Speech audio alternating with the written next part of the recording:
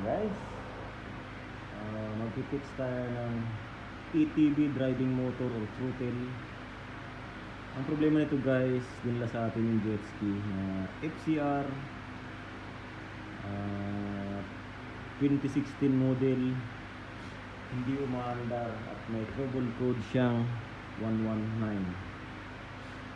Ngayon guys, ang sinasabi sa 119, connector open.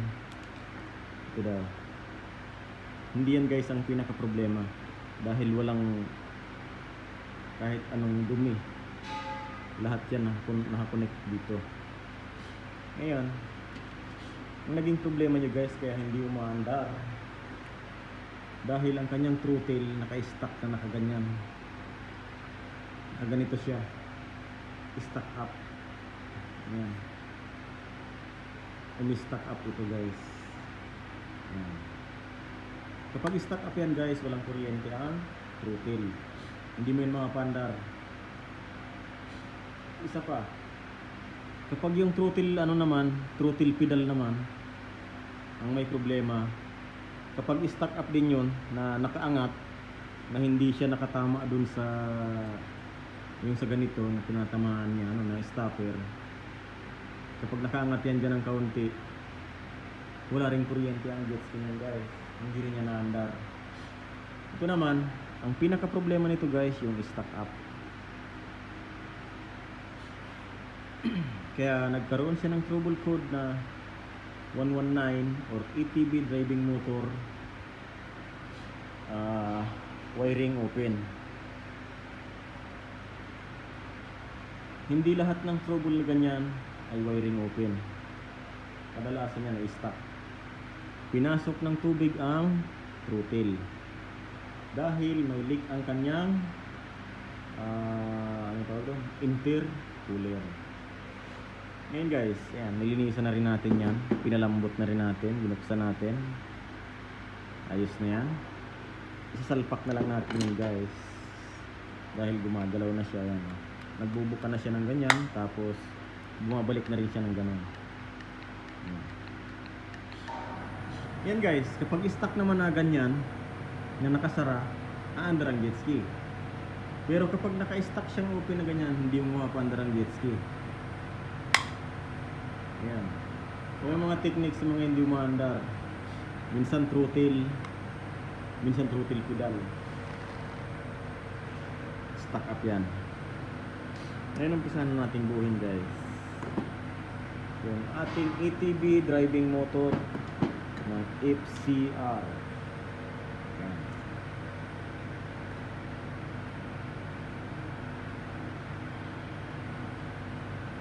Ayan po ng kaunting grasa, tapos dito nalagyan din natin yan ng kaunting grasa guys, para medyo madulas-dulas.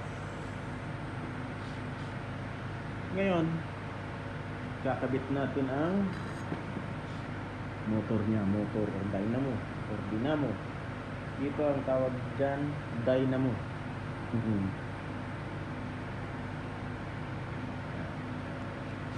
Meron din siyang ganito guys, yung spring.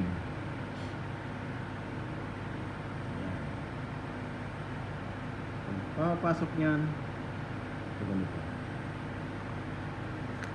para hindi mahulog ang spring.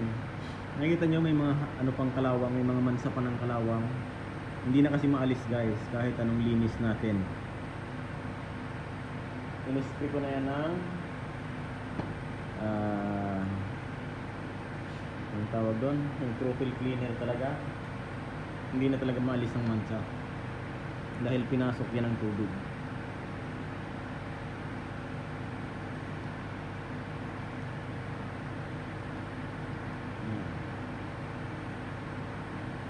Ang throttle nga pala guys ng jet ski, dalawang klase.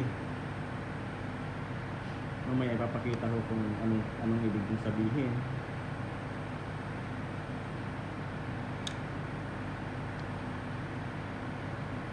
Dalawang klase ang ganito. Merong kalahati niyan guys, at ito naman buo. Ang kalahati niyan guys, iba rin ang format nun.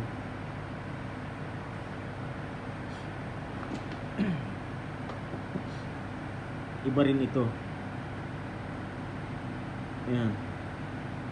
Ito yung kanyang range position. Iba rin yan. Pagkalahati ito ha. Pagkalahati. Halimbawa, hindi nyo na talaga ito ma-repair. Titingnan yung maigi. Kapag bilog yan, bilog din ang ipapalit nyo sa ganito. Dahil kapag hindi yan parehas guys, hindi nyo mapatino ang jet ski. Totoo yan guys, hindi yan biro. Hindi nyo yan mapatino kahit anong gawin nyo. Kapag hindi nyo nakuha yung tamang tamang rings or itong magnet nya. Kapag kalahati din ang ilalagay mo yung ganyan din, yung kaparehas nya mismo. Marami nang may gawa ng ganyan, gumawa ng ganyan, dinadala dito sa amin dahil hindi raw tumitino. Hindi talaga titino.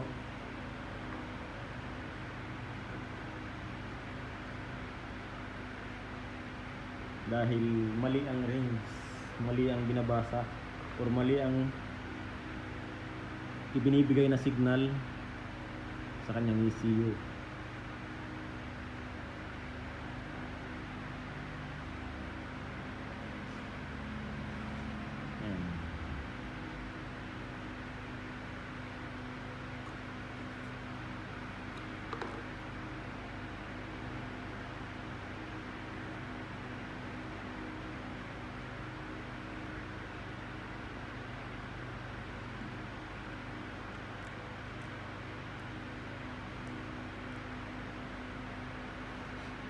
Yan guys, kailangan bumabalik yan ha.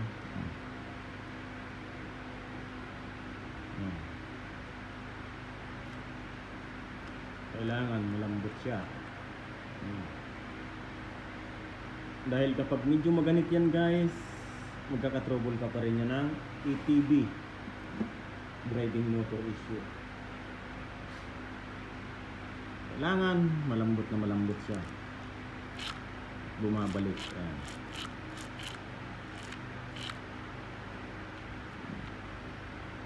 Kapag nagsara yan guys na ganyan, nagchuchok siya. Yan, chok yan, chok. Ganyan. Ito naman, yan ang tinatawag ng driving revolution. Kapag ganito, chok. Okay. Hindi pa nga masyadong naalis yung ating mancha ng kalawang. Pinalawang yung loob.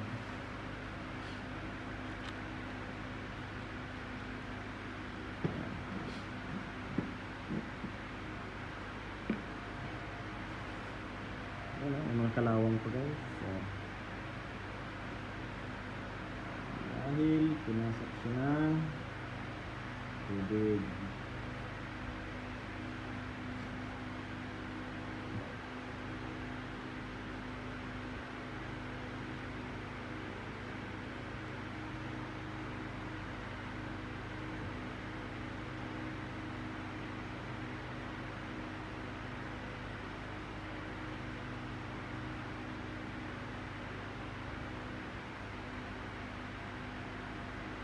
Mali sa guide.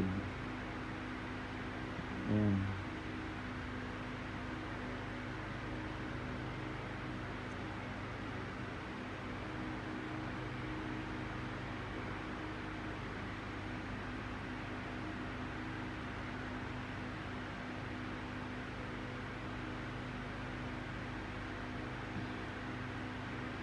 Kapag ang jet ski wala namang kuryente, ayos ito. Maraming dahilan yun. Ang throttle ay gumagana, tapos walang kuryente ang jet ski, may ibang sakit yan guys. Ayan.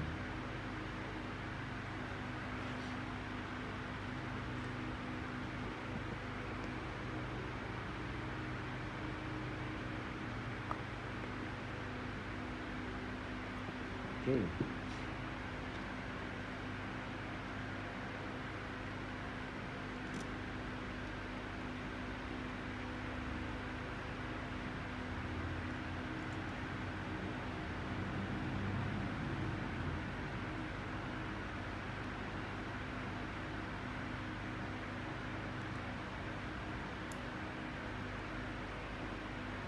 Tapos ang ginamit nating pangtanggal guys, dito may butas yan.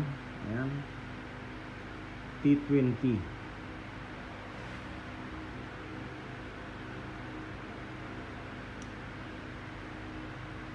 Allen Range na T5.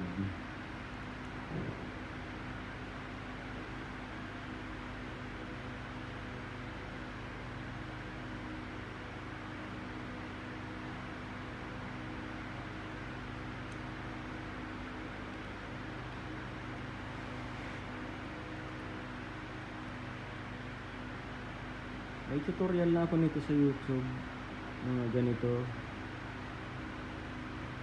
Yun naman, naka-stack na close, umaandar ang makina pero walang revolution. Ito naman, ang problema naman ito guys, hindi umaandar ang makina at walang kuryente ang throttle. Ang coil. Nag-safe mode na siya guys.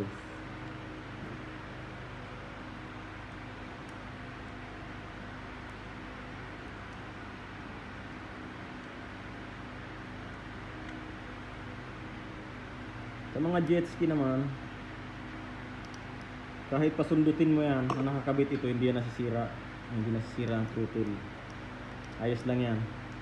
Hindi kagaya ng GMC pag dinukit mo talaga ang throttle lang sa tinulak mo, minsan nasisira siya, minsan nadadali pa sa sa relearn. Pero ito hindi, ayos lang yan. Kahit pa itulak mo yan, matibay ang ito guys, throttle na ito.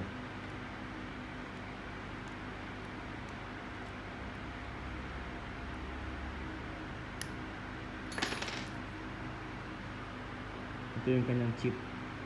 Yan.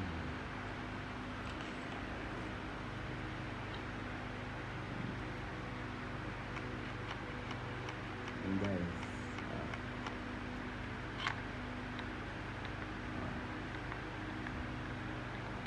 Ngayon, bago natin yan ikakabit dito, i-testingin muna natin. Okay? I-close muna natin ang camera. Doon naman tayo sa labas. Yan, ito yung kanyang body. Ito naman yung injector. Kapag may leak yan, hard starting. Ngayon susubukan natin kung gagana ba siya. Click. Ayan, gumagana. Ayan guys, under na yan. Again.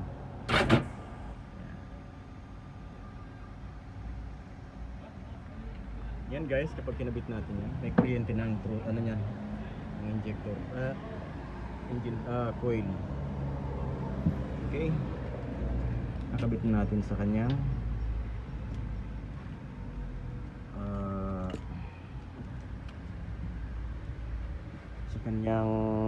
intake manifold. Ayan, dami natin jet ski guys. Ayan, dami natin jet ski. Isa lang ang sinakyan natin. Kakabit na natin dito guys at paandarin lang natin. Okay, so pakabit na natin sa ating kasama. Yun na. Subukan na natin paandarin. Ginabi si Tutoy. Ay, kung aandar. Ayan, tingnan na natin kung may check engine. Wala na. Wala rin gasolina. Subukan natin. Ayan.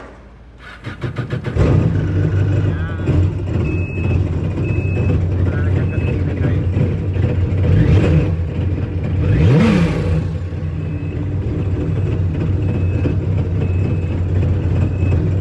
Wala na gasolina.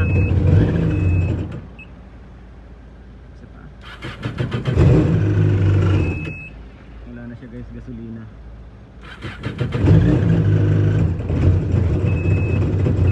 Wala natin ng gasolina. Wala nang gasolina. Pero ayos na, umaandar na. Dati hindi siya umaandar guys. Close. Close. Hanggang dito na lang guys ang ating video. Maraming salamat sa panonood. Bye bye.